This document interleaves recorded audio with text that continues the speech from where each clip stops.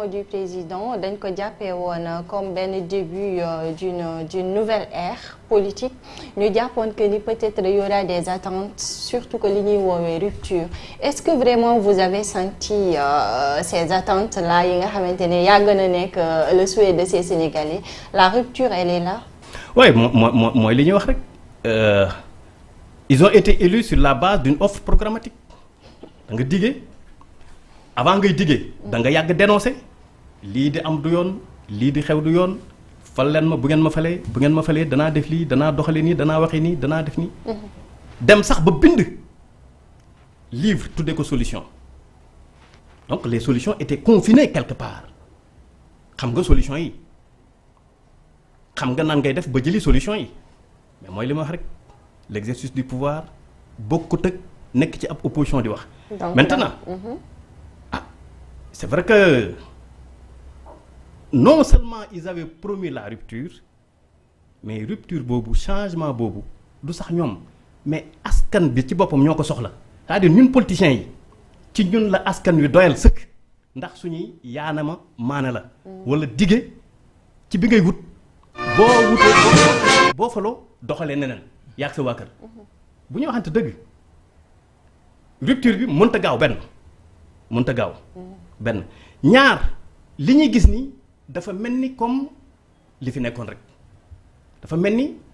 boo rek ci ces interpellations wala arrestation pouvoir bi moom la ñu teg l'actuelle opposition wala bu ñu waxante dëgg rek te yàlla tax. mais parlant d'arrestation est-ce qu'on peut toujours aussi cautionner wala laisser des gens libres yoo xamante ne souvent dañuy ternir image une personne koo xamante ne ni dafay exercer les mêmes prérogatives que le président de la République. waaw mais ñu d'accord nañ ci xam nga wax bu ñaaw moom wala ternir l'image waxuma la sax d'une autorité ou d'une institution mais yàq deru nit rek doomu aadama dafa fort trop yàq deram kenn waru ko nangu ci ñun. du rek dans le milieu politique wala opposition rawatina nag koo xam ne nii dañoo jël ñun suñ lépp toutes nos ressources jox ko pour mu assurer suñ santé suñ éducation suñ sécurité suñ njàng suñ lépp donc effectivement waruñ tenir seen image mais rupture boobu ngay wax bokk na ci liñ doon théoriser ñoom bés buñ faloo lii di article 80 article 254 ci judiciaire bi mais ba léegi effectivement diw génn na wax am nu mu waxee ñu jëli ko si je prends pour être concret si je prends le cas de votre confrère Badara Gadiaga d'accord wax na am na lu mu wax woolu nan ko pas Badara Gadiaga Bachir Fofana am na lu mu nax woolu nan ko d'accord yoon àtte na ko. Bon, aujourd'hui, ñu ngi koy reporter suite à la grève des greffiers, entre autres. Verdict bi. Mais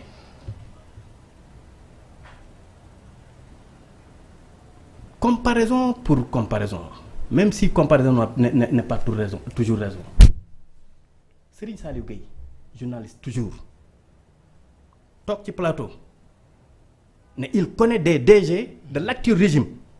yu jënd wala yu tabax ay kër à des centaines de millions. Il n'a pas été interpellé.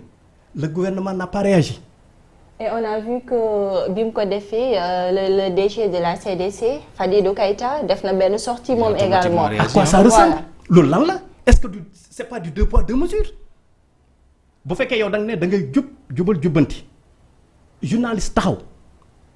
ne ci sa ay gii am na ci ay directeurs généraux yu jënd wala yu tabax ay immeubles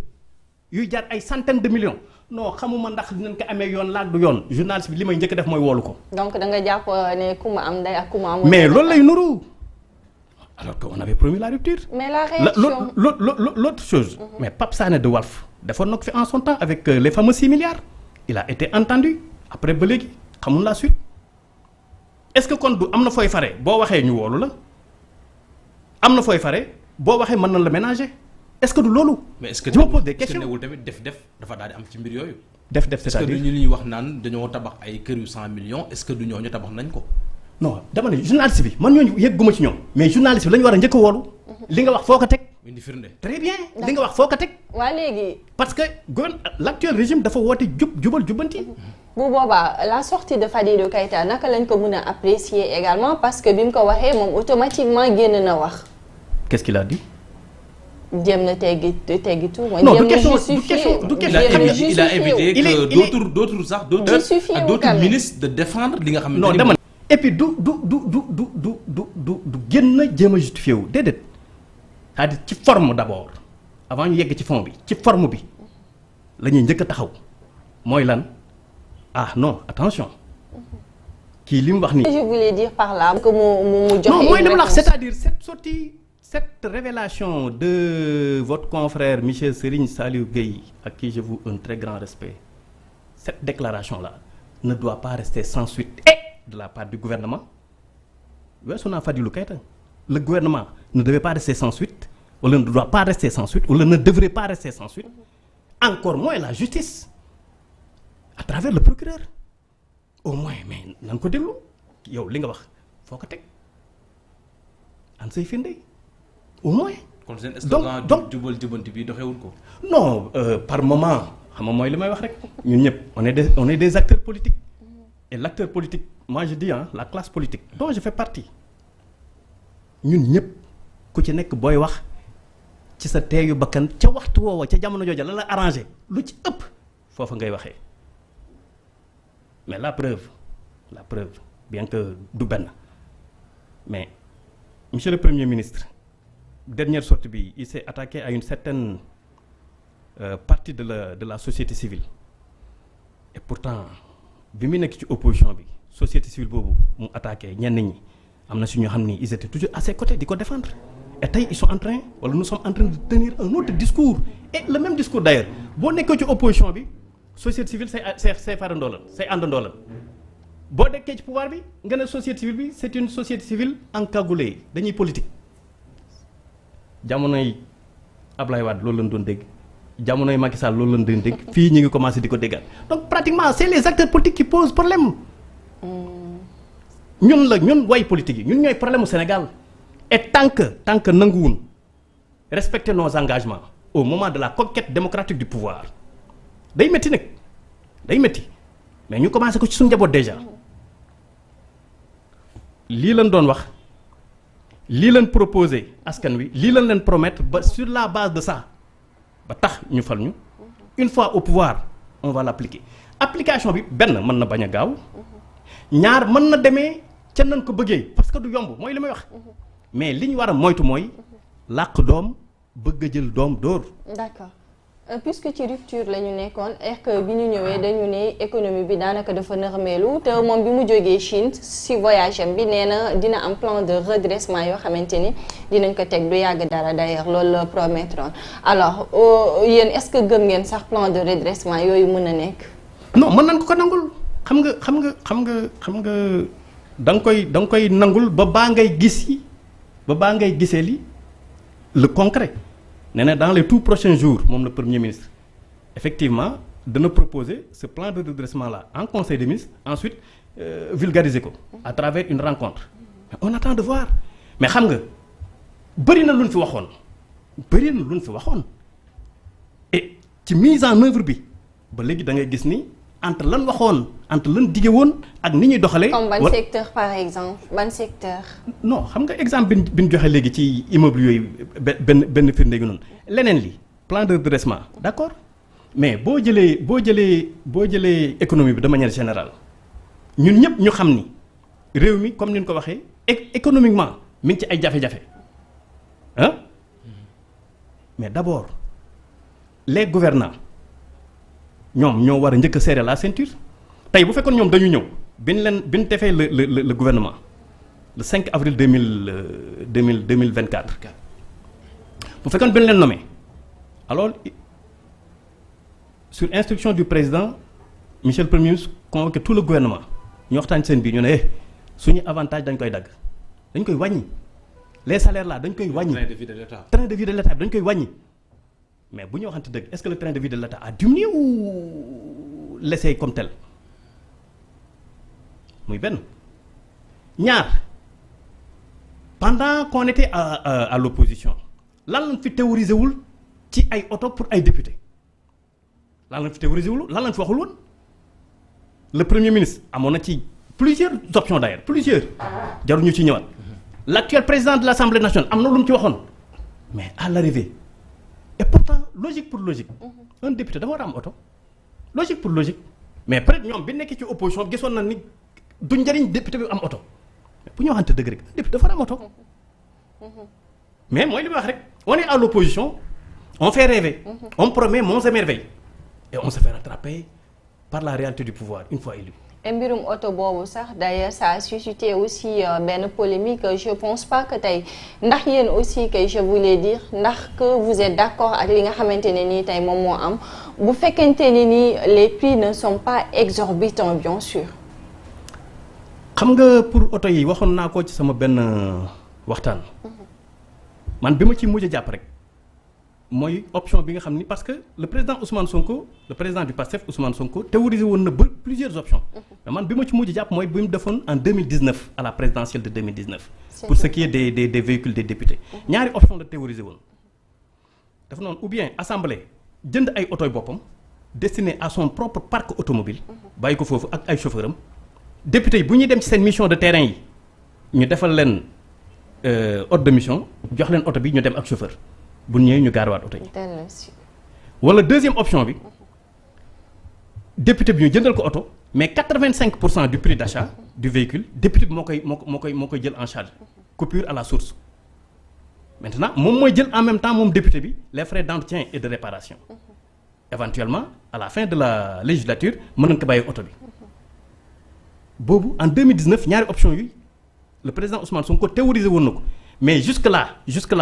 c'est vrai que le président de l'Assemblée nationale am na lu mu génn wax mais xamagun exactement de quoi il s'agit. D'accord. De quoi il s'agit xamagun ko réellement. léegi xam nga le président de l'Assemblée bouclé na keroog li nga xam ne clôturé na mooy session ordinaire bi alors bi mu ko defee yàggul dara opposition une partie de l'opposition ñu commencé di ko pointer du doigt comme quoi que peut-être que toogaayam foofu am na noo xamante ne nii war na ko ci corriger est-ce que yéen a bokk gis-gis ci fànn woowu. xam nga assemblée moom et au-delà même. c'est vrai que nag assemblée je veux dire le président. assemblée moom et au-delà parce que c'est la politique qui est ainsi faite ñun les acteurs politiques ku ci nekk sa sikku moroom ngay gis mais sa sikk yow doo ko gis de. sa sikku moroom ngay pointer du doigt. say naataango opposant ñoo ko wax de. et c'est vraiment dommage mais xam nga man ce que j'ai l'habitude de dire une institution du ay caaxaan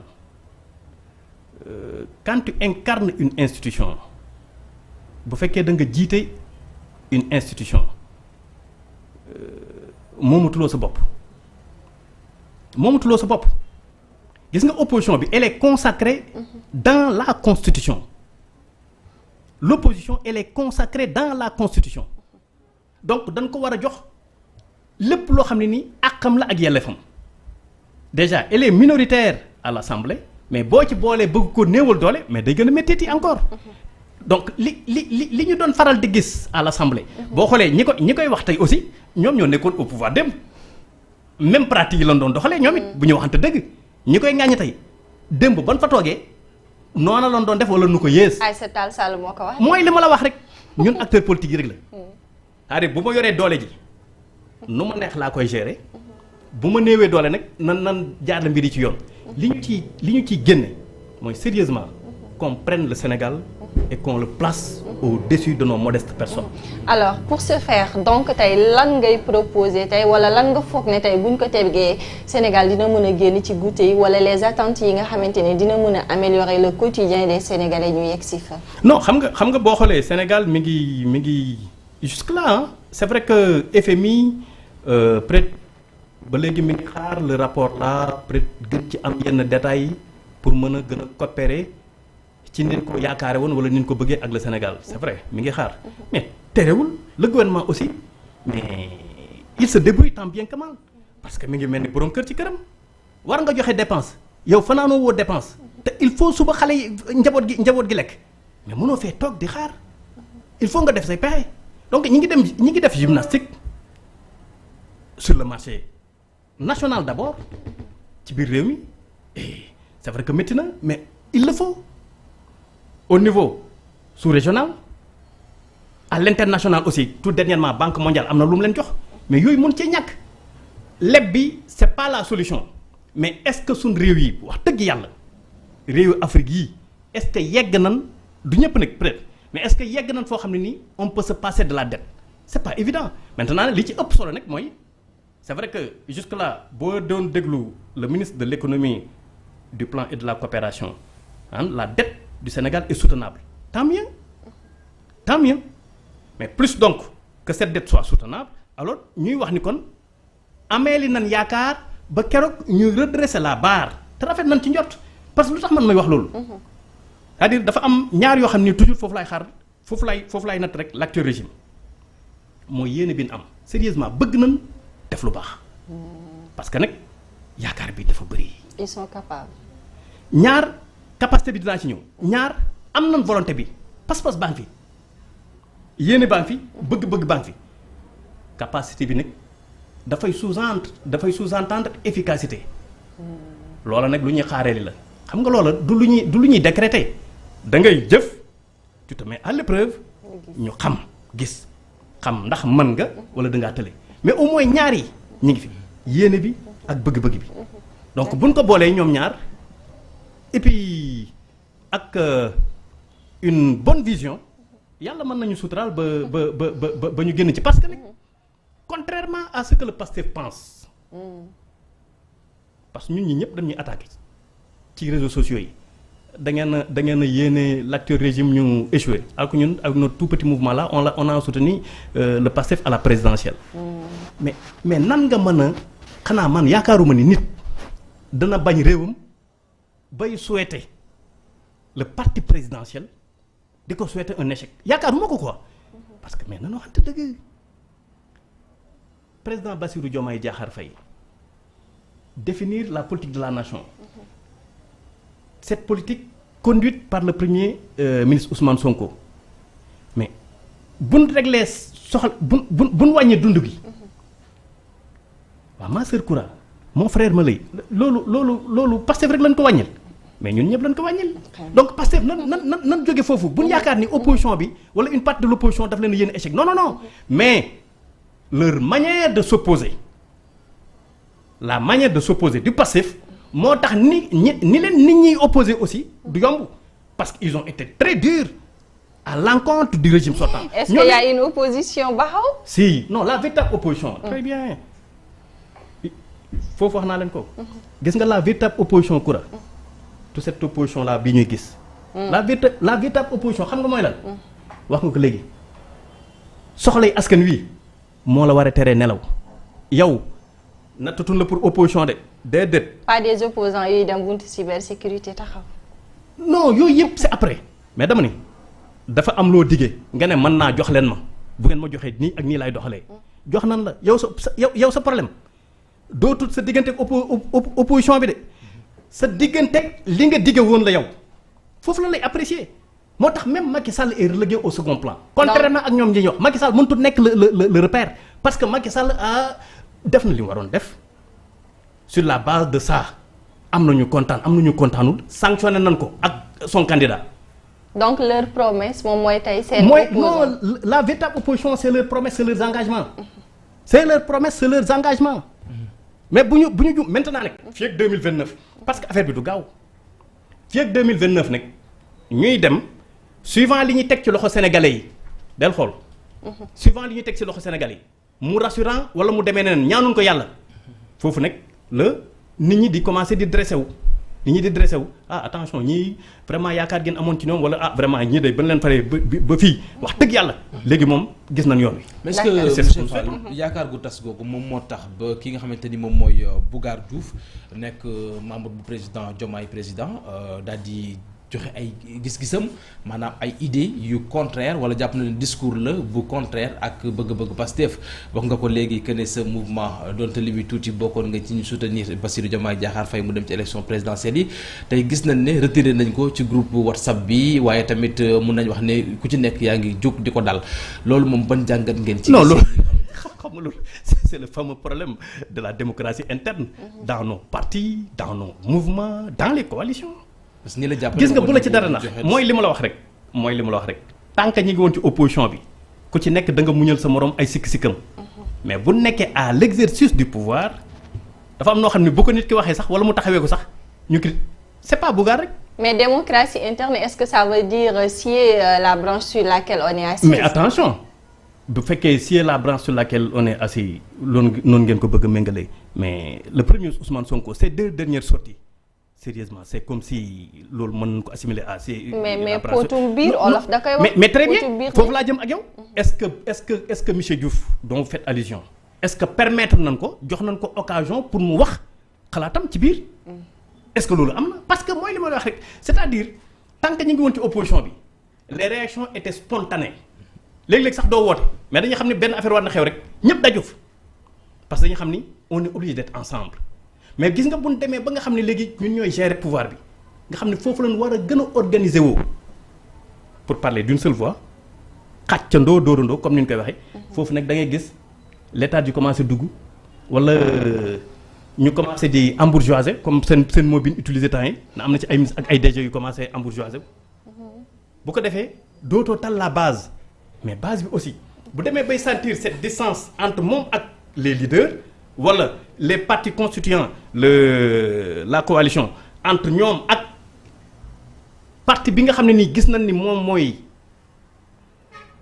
la charpente mais effectivement nin mën a def rek mooy.